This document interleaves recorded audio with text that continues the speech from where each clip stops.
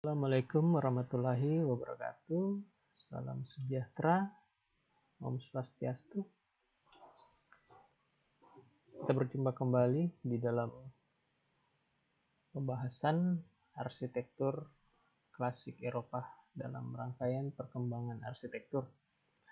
Pada kesempatan kali ini saya akan mempresentasikan mengenai arsitektur Romawi. Kita akan membahas arsitektur Romawi, segala hal-hal yang terkait dengan perkembangannya dan juga kemajuan-kemajuan yang diperoleh, asal-usulnya, cikal bakal, dan lain sebagainya. Sebelumnya kita akan melihat wilayah geografis dari arsitektur Romawi. Romawi terdapat di wilayah Eropa. Ini adalah wilayah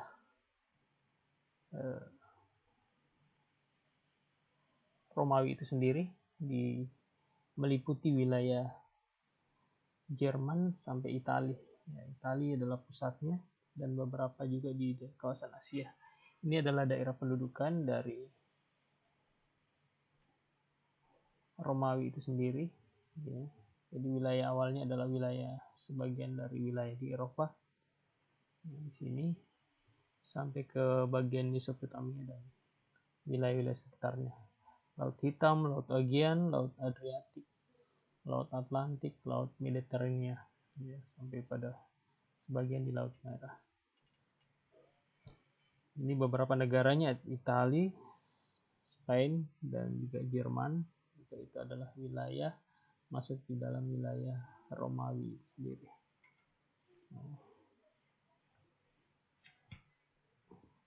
Latar belakang dari arsitektur Romawi yaitu pada zaman Romawi berawal dari dimulainya bangsa Etruska menguasai sepanjang Italia bagian barat dan tengah. Ini pusatnya di Italia.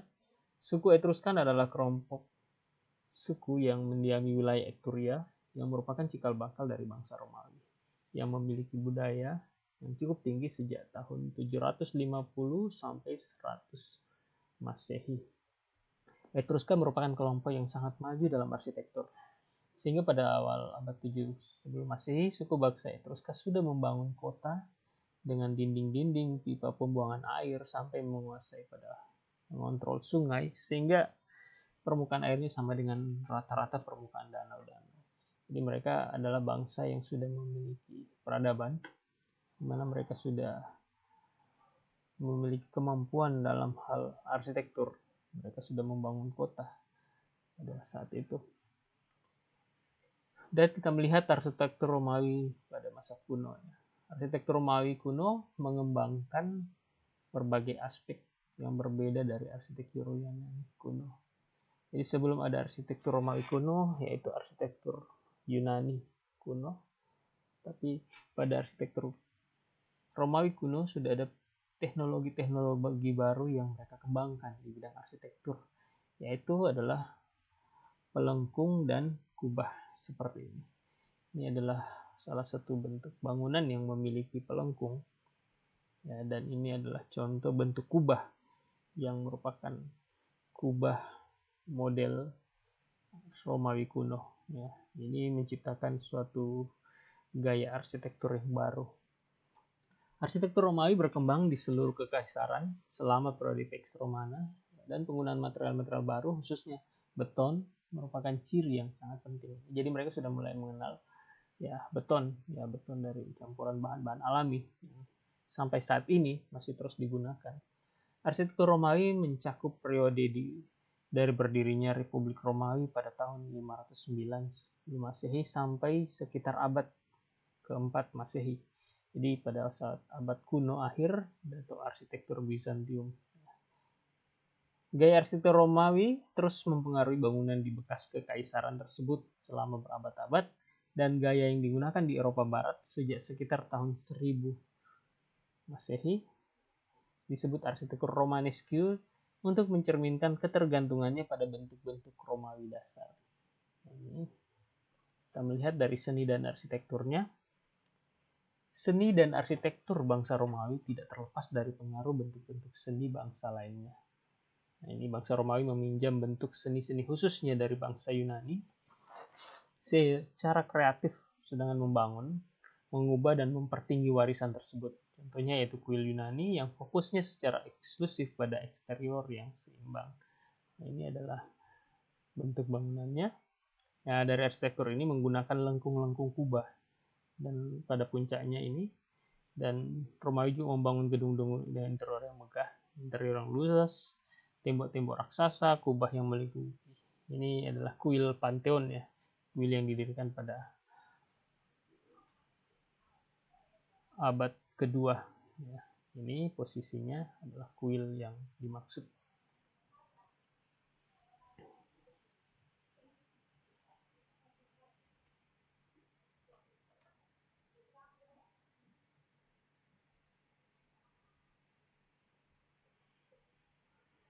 Perbedaan dan persamaan arsitektur Romawi yaitu kita akan melihat di mana arsitektur Romawi merupakan hasil dari teknik tinggi dibandingkan dengan kebudayaan lainnya. Nah, jadi kebudayaan lainnya yaitu kebudayaan Yunani. Salah satu perbedaan antara Romawi dan Yunani adalah dalam pembuatan pilar. Pada bangsa Yunani mereka membuat pilar sebagai dasar bangunan. Ini sedangkan bangsa Romawi lebih mengkhususkan pilar pada bangunan-bangunan sekuler. Jadi ini letak perbedaannya dari dalam hal pembuatan pilarnya itu sendiri. Jadi bangsa Romawi itu membangun pilar hanya berfungsi sebagai dekorasi saja. Berbeda dengan bangsa Yunani yang menjadikan pilar tersebut sebagai dasar dari bangunan. Teknik-teknik yang digunakan bangsa Romawi dalam membangun sebuah gedung atau bangunan lainnya memiliki persamaan. Ini tadi perbedaannya, sekarang persamaannya.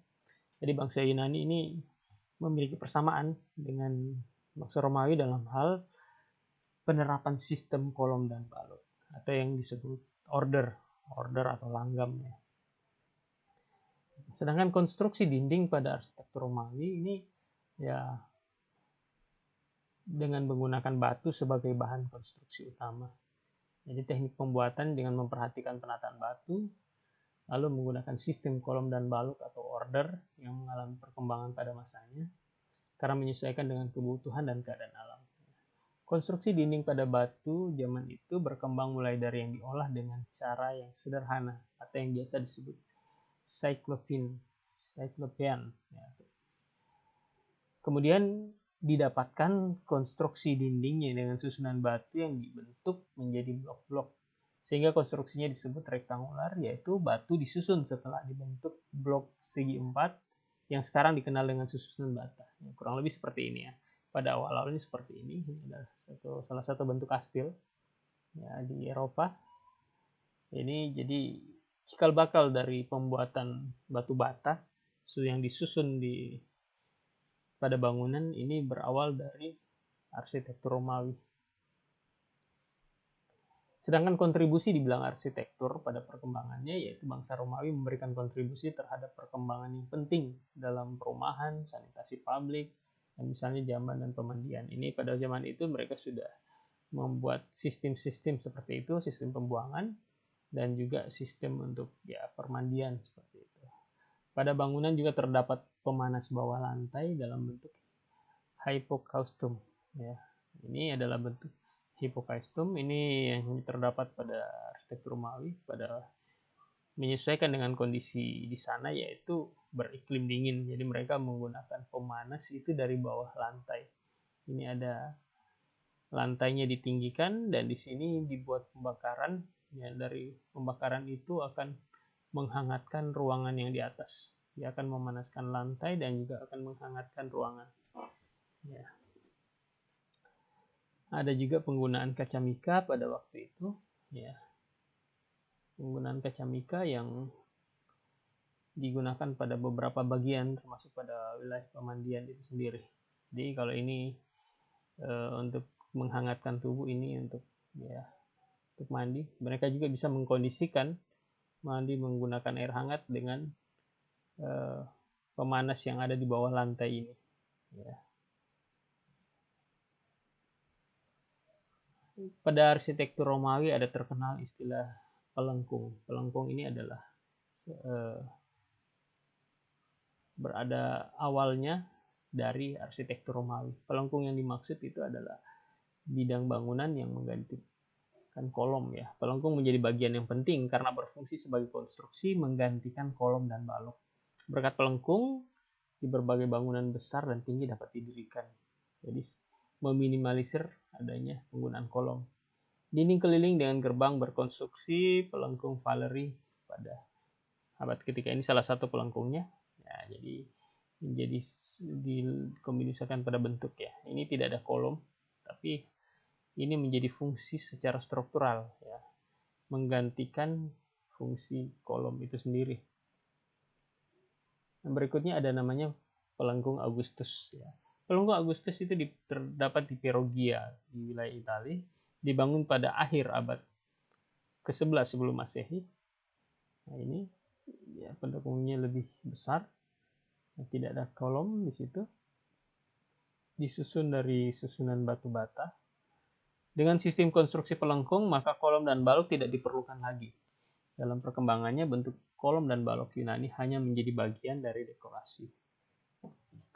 Selanjutnya, pada berbagai kuil pada zaman Etruskan tersebut menggunakan sistem kolom dan balok, namun konstruksi, proporsi, komposisi, dan dekorasinya mempunyai ciri-ciri yang khusus.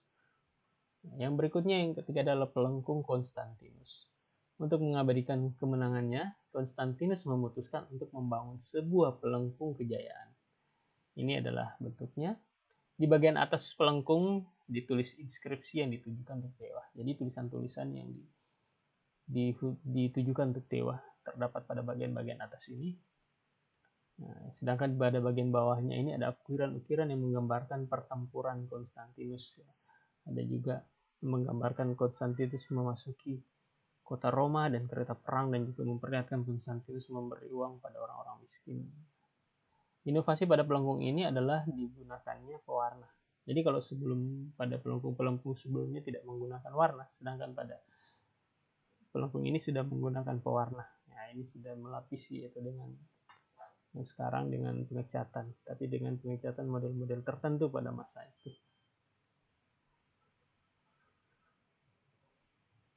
Selanjutnya ada namanya pelengkung Titus. Ya, ini juga masih terdapat di wilayah Italia, di pusat kota Roma pada tahun 82 Masehi. Ini bentuknya adalah susunan-susunan batu bata. Dan ini menjadi berfungsi sebagai struktur. Ya.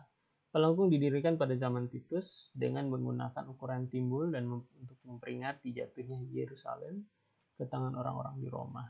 Ini adalah bentuknya. Ini diabadikan adalah bentuk-bentuk pelengkung itu sendiri. Selanjutnya kita melihat kolom dan balok pada arsitektur Romawi. Semahalnya dengan di arsitektur Yunani, ya, kita sudah mengenal juga adanya kolom, yaitu Doric, Ionik, dan Korintian. Ya. Seperti ini.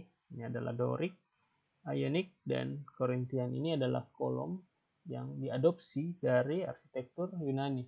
Sedangkan pada arsitektur Romawi ada ketambahan. Dua gaya lain yang ditambahkan oleh bangsa Romawi adalah Tuscan dan komposit. Ya, ini adalah dua. Kalau Tuscan ini lebih mirip kepada Doric ya, dengan bentuk yang polos ya, menggunakan kepala yang bulat juga. Ini kalau di Doric ini ada permainan garis, sedangkan kolomnya pada Tuscan ini polos. Sedangkan komposit adalah perpaduan dari gaya Ionik dan Korintian. Ya, ini kita melihat ada bentuk Ionik seperti ini, mereka masukkan dan mereka gabungkan dengan bentuk Korintian. Ya. Ini Tuscan dan komposit. Selanjutnya kita melihat bangunan-bangunan pada arsitektur Romawi. Yang pertama adalah kuil. Kuil adalah bangunan yang digunakan untuk aktivitas keagamaan atau spiritual, seperti berdoa dan pengorbanan atau ritual. Kuil terdiri dari kawasan suci, rumah tempat tinggal dewa, dan ditentukan oleh pendeta. Nah, ini pada kuil ada terbagi atas dua, yaitu kuil Romawi segi empat dan kuil lingkaran. Ya. Kita akan membahas satu persatu. Kita melihat yang pertama, kuil Romawi segi empat ini dibangun pada zaman Romawi. Secara garis besar dapat dikategorikan dalam dua bentuk, yaitu segi empat panjang dan bukan segi empat. Ya, kuil Romawi berdenah segi empat panjang sebagian besar mendapat pengaruh dari arsitektur Yunani. Pada zaman itu mulai berkembang bentuk-bentuk kuil yang tidak segi empat panjang, bervariasi dalam bentuk denah poligonal, lingkaran, dan kombinasi lainnya. Yang pertama kita melihat ada kuil Jupiter Capitolinus yang dibangun pada tahun 509 sebelum Masehi. Ya, denahnya seperti ini. Terletak di pusat kota, denahnya segi empat panjang, identik dengan kuil-kuil Yunani. Konstruksi kolom dan balok atau ordernya menggunakan order Corinthians. Ya, ini pada kolom-kolom pada bagian depannya ini menggunakan kolom order Corinthians dan bentuknya langsing, dan kepala kolomnya dihias dengan ornamen floral. Ya, berupa tumbuh-tumbuhan ini seperti ini, ornamen floral yang ini ciri khas dari langgam atau order Korintian. Nah, ini adalah bangunannya. Kuil terletak di dalam Forum Romanus pada ketinggian sebuah bukit sehingga dapat terlihat dari berbagai pusat kota. Nah, pada bagian tangga ini tidak berbeda dengan kuil yang lainnya. Jadi langsung berhubungan dengan pronaos. Ya, pronaos ini adalah bagian depannya. Ya, bagian dari kuil yaitu posisinya seperti portiko atau teras depan. Jadi ada teras depan sebelum memasuki wilayah kuil. Yang berikutnya yang kedua adalah kuil Junius Hospita Linivium. Ya, ini dibangun pada 265 sebelum Masehi. Ini denahnya juga segi 4, konstruksi pada bagian depan dengan kuil Jupiter dan berbeda ya dengan kuil Jupiter dan kuil-kuil Yunani pada umumnya. Kuil Junius Hospita tidak dalam konstruksi order meskipun kolomnya silindris sehingga tanpa ornamen. Ya, jadi mereka menggunakan kolom Doric yang polos ya. Ini ya, kuilnya juga berukuran kecil, ya, tidak terlalu besar. Selanjutnya ada kuil Fortuna Virilis di Roma yang dibangun pada 40 tahun sebelum Masehi. Nah, ini kira-kira bentuknya seperti ini. Denahnya segi 4 terdiri dari sela dan portiko. Sela ini adalah bagian dalamnya itu sendiri dan portiko adalah bagian depannya. Ini contohnya ya, sela ini adalah bagian ini, kita melihat dari denah, ini portikonya di depan. Kuil berdiri di atas podium setinggi 3 meter dan sela berupa ruang tunggal. Ya, konstruksi dekorasinya terdiri dari balok-balok order. Ini ruang tunggal, ruang tempat aktivitas di dalamnya. Selanjutnya ada kuil Antonius Faustina di Roma yang dibangun pada 141 sebelum Masehi. Ya, bentuk dan denah kuilnya mirip dengan kuil sebelumnya yaitu kuil Virilis, cuma ukurannya lebih besar. Ya. Ini dan arah menghadapnya ke selatan dan barat, yang merupakan perpaduan antara Etruskan dan Yunani. Tinggi podium ini 6 meter, terdapat deretan 6 kolom bergaya Korintian ini. Ada 6 kolom di depan. Selanjutnya ada kuil Saturnus yang dibangun di Roma pada tahun 284. Kuil ini menghadap utara dan timur, beberapa puluh meter di selatan timur Kapitol. Kuil berdiri di atas podium khas Etruskan, sedangkan tingginya adalah 3,7 meter dari tangga. Ya, langsung menuju ke portiko, terdapat deretan 6 kolom, sama juga dengan kuil yang lain, kuil Antonius dan Faustina. Selanjutnya adalah Maison Care. Ini salah satu kuil, ya. Sebuah kuil yang terdapat di Prancis, di kota Nimes, di bagian selatan, yang dibangun pada 6 sebelum Masehi. Pada zaman kekuasaan Romawi yang meliputi wilayah hampir seluruh daratan Eropa, terutama di Eropa Barat. Kuil ini merupakan satu-satunya peninggalan Romawi yang masih dalam keadaan utuh. Nah, ini banyak dikunjungi oleh wisatawan sampai saat ini karena kondisinya masih dalam keadaan utuh. Dan Maison Care ini merupakan campuran dari arsitektur Yunani Etruskan dengan detail-detail corak order Corinthians. Jadi menggunakan order Corinthians pada bagian kepala kolom ini sendiri.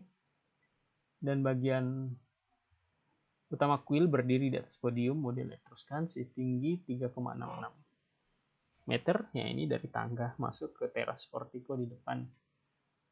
Nah, ini kolomnya langsing berderet 6 buah pada bagian depan dan juga dengan menggunakan pola floral pada kolomnya, ya, karena menggunakan order Corinthian. Ya, sedangkan pada bagian sela ini, bagian tengahnya ini terdapat juga kamar tunggal sama seperti kuil yang lainnya, dan selebar podium menghadap ke portiko dan merupakan bagian dari kuil Etruskan. Yang berikutnya kita melihat ada kuil Romawi berdena lingkaran dan poligonal. Yang pertama adalah kuil Fiesta di Tivoli yang dibangun pada tahun 80 sebelum Masehi.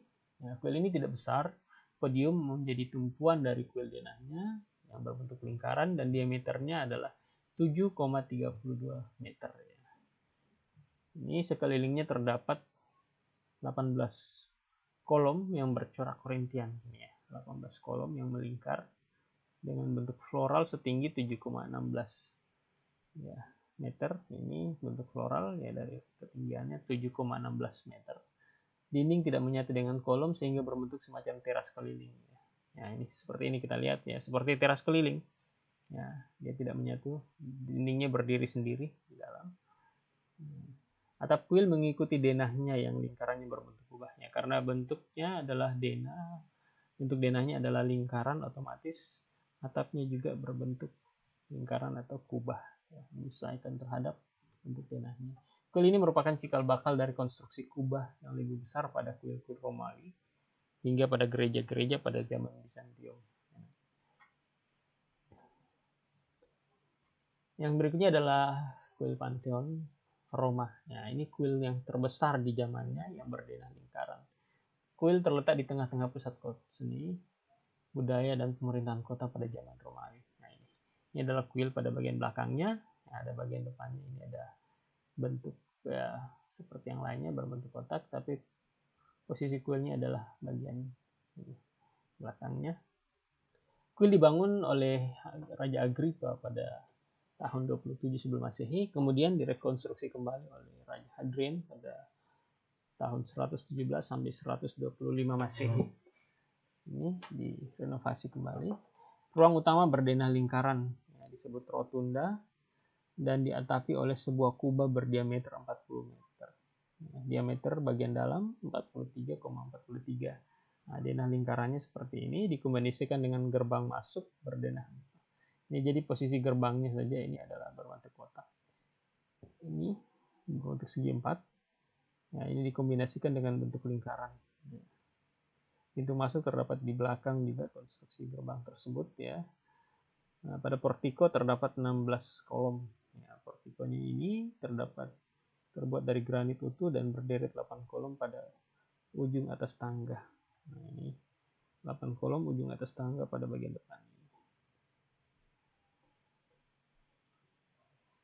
Bangunan-bangunan pada arsitektur Romawi yang berikutnya adalah basilika yang dibangun pada 9 sampai 112 Masehi. Basilika itu sendiri adalah sebuah gedung pengadilan Romawi dengan ruang utama di tengah tinggi. Jadi pada zaman itu sudah mengenal adanya pengadilan, sudah berkembang ilmu hukum ya.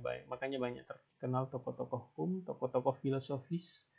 Nah, itu yang mempengaruhi juga terhadap bangunannya. Ini adalah salah satu bangunan basilika, namanya Basilika Trajan yang dibangun di Roma, dibangun oleh Apollodorus dari Damaskus. Pada ujungnya terdapat tempat duduk pejabat yang disebut apse, dan pada bagian tengahnya disebut naf. Nah, ini kalau kita melihat ya, ini tempat duduk para pejabat pengadilan yang akan mengadili, dan juga ini ada bagian tengahnya naf. Kalau dari segi denahnya seperti ini ya, bentuknya setengah lingkaran pada kedua sisinya. Nah, ini tapi pada bagian depannya ini utuh ya, bagian atasnya ini dibangun dengan bentuk utuh ya. Mulai mempunyai atap kubah ya, mempunyai nef di tengah yang berbentuk segi 4. Ini nefnya berbentuk pemanjang. Ini panjangnya adalah 117,34 kali 26,51 meter persegi. Nah, ini nef dikelilingi deretan kolom yang disebut isle. Masing-masing lebarnya adalah 7,24 meter. Nah, ini deretan-deretan kolom ya, tinggi totalnya pada tengahnya ini sangat luas dan panjangnya ini adalah 3,34 36,58 ya total tingginya. Kita bisa bayangkan ini adalah bangunan yang sifatnya monumental karena ketinggian antara lantai dan plafonnya, bagian atapnya. Selanjutnya kita melihat ada bangunan Thermae. Ya. Bangunan Thermae ini adalah tempat pemandian air hangat di kalangan Kekaisaran Roma. Nah, jadi mereka punya kebiasaan untuk ya membersihkan tubuh, dan ini khusus untuk kalangan bangsawan atau kalangan raja. Gedung ini berdena simetris, pintu masuk di sebelah utara, timur, dan tengah. Ini denahnya, sebelah utara, timur, dan tengahnya. Jadi ini utara, timur, dan tengah. Oke.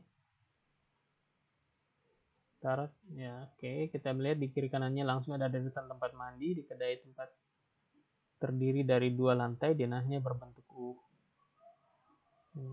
Bangunan utamanya berbentuk blok segi 4,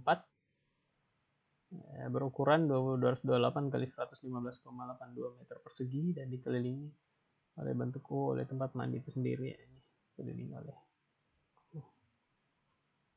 luas bagian utama 26.480 meter, dan pada sumbu melintang 26.480 meter. Pada sumbu melintang barat, utara, timur, dan selatan terdapat simetris di kiri kanan ruang, antara lain anteroom, peristil terbuka, sudeterium, terpidarium, kamar mandi, suite, dan gimnasium.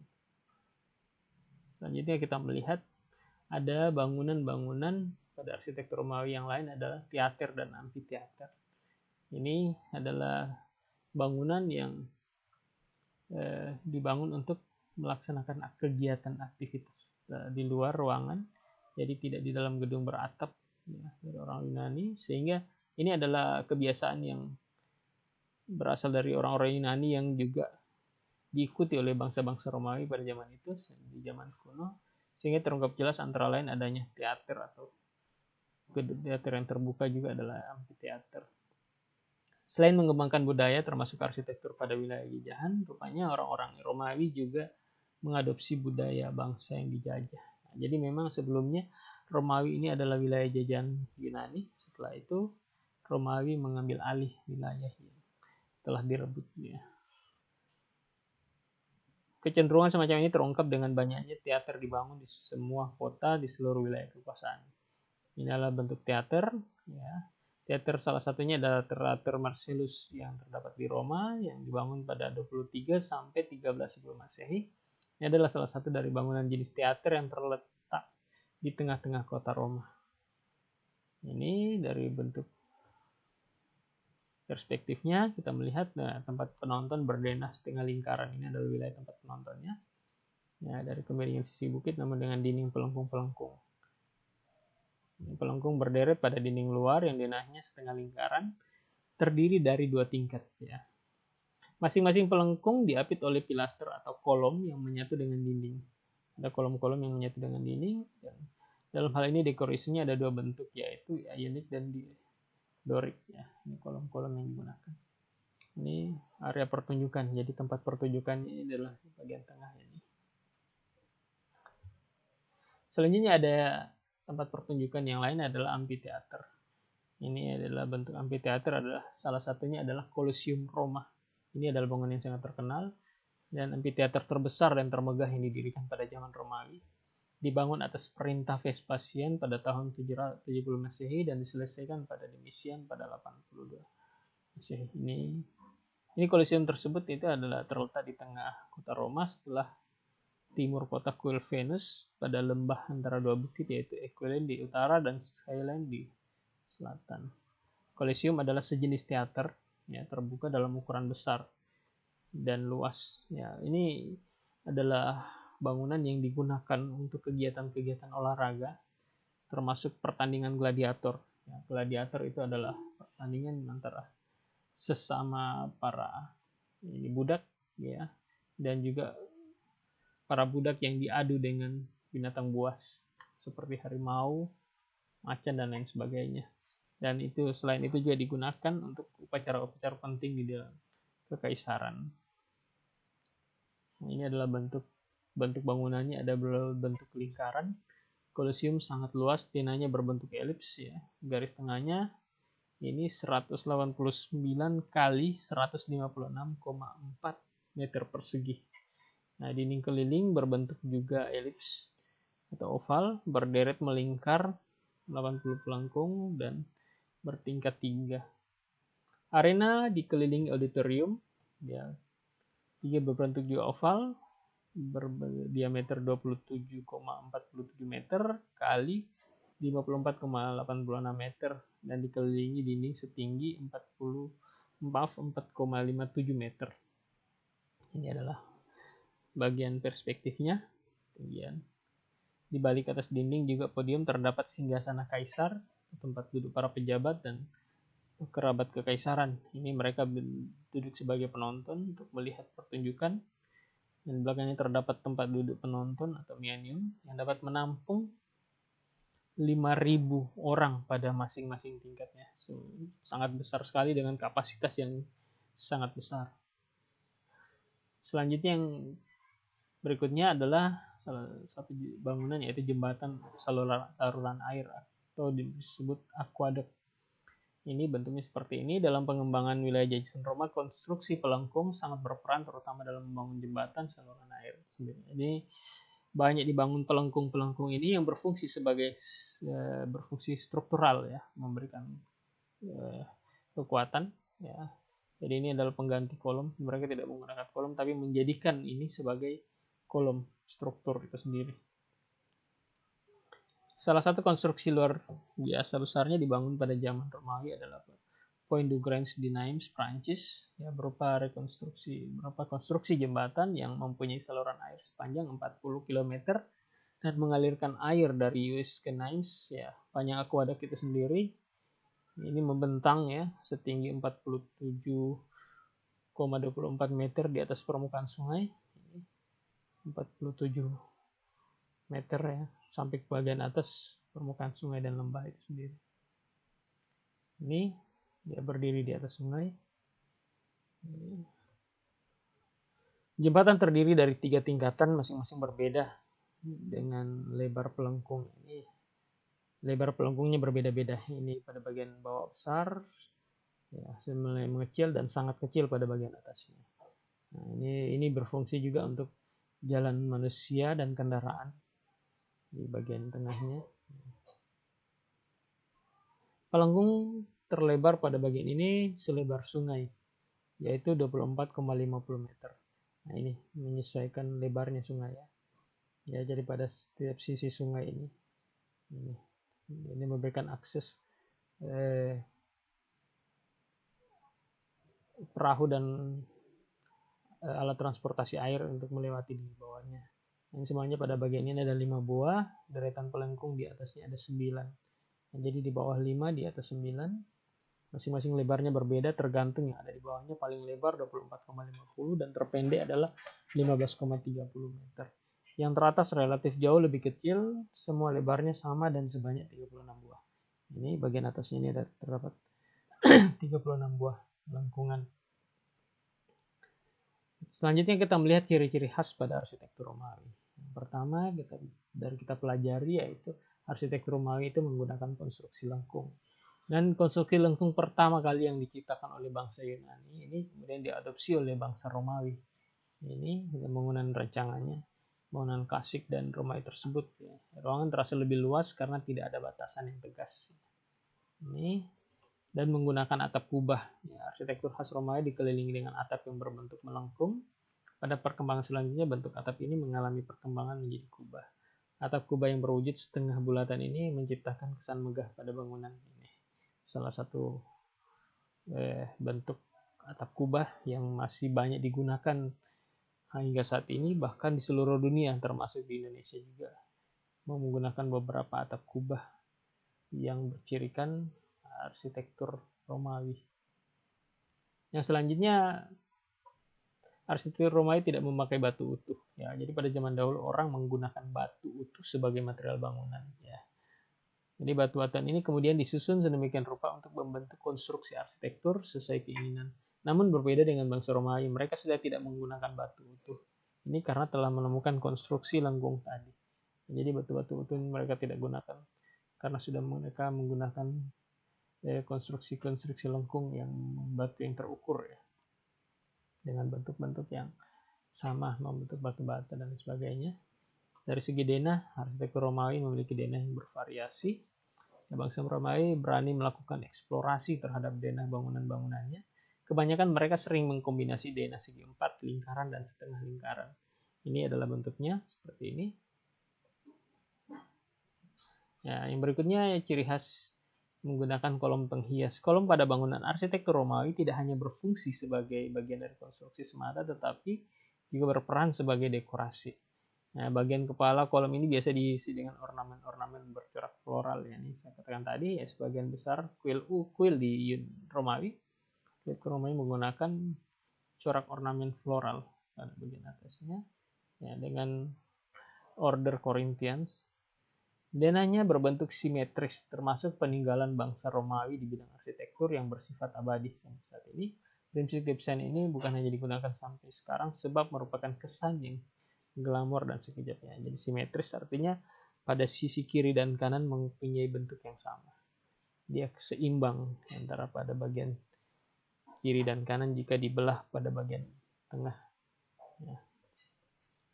Selanjutnya adalah ciri-ciri khas pada arsitektur Romawi adalah batu sebagai bahan baku utama bangunan. Nah, ini kita melihat ciri-ciri arsitektur Romawi selanjutnya yaitu penggunaan batu sebagai bahan baku bangunan yang utama. Untuk bangunan yang bersifat umum, batu yang dipakai berasal dari jenis batu kapur, sedangkan bangunan-bangunan yang diistimewakan jumlahnya didirikan menggunakan batu marmer. Ini adalah batu-batu marmer yang sudah ada pada zaman itu dan diolah menjadi bentuk yang indah.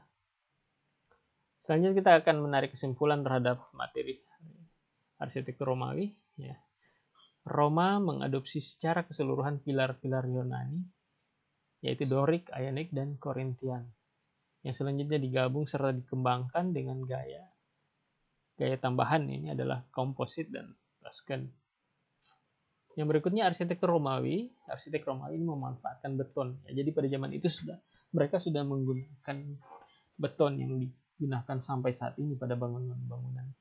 Ini mereka pada zaman itu sudah membuat campuran beton, sudah mengenal teknologinya dengan gedung raksasa dan gedung bangunan besar.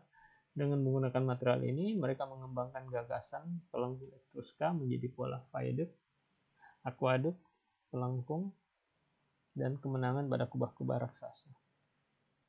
Konsep arsitektur Romawi mencerminkan segi-segi praktis, yaitu adalah kekokohan, keamanan, kenyamanan, dan fungsi. Arsitektur Romawi mengalami pemisahan bentuk dan struktur. Bentuk tidak selalu mencerminkan strukturnya, dan struktur hanyalah merupakan hiasan dan ornamen. Arsitektur Romawi lebih mengutamakan pada fungsi atau utilitarian, konstruksi, bangunan, dan suasana. Jadi 3 hal, yaitu fungsi, konstruksi, dan suasana atau grandeur. Demikian pemaparan tentang arsitektur Romawi. Semoga dapat dipahami dan memberikan manfaat bagi kita sekalian.